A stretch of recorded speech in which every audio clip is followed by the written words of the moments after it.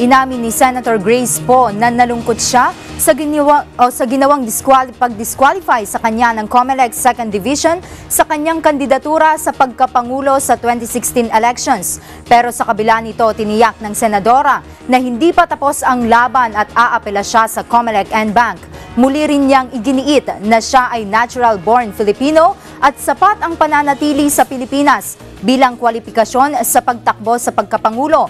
Ayon kasi sa COMELEC, hindi raw umabot si Poe sa residency requirement na 10 taon na siyang inaatas ng konstitusyon para sa mga kakandidatong pangulo ng bansa. Matatandaang ang senadora ay naging naturalized American citizen matapos na manumpa o nag-oath of allegiance sa USA noong October 29, 1991. Ang petisyon na dinesisyonan ng COMELEC ay ang inihain ng abogadang si Attorney Estrella El Amparo.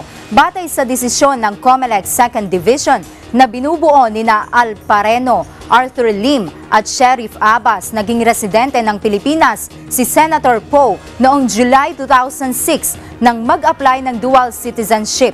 Kaya kulang ito ng 2 buwan para makumpleto ang 10 taong residency requirement. Nabatid na 4 na mga disqualification cases ang inihain sa COMELEC laban kay Poe.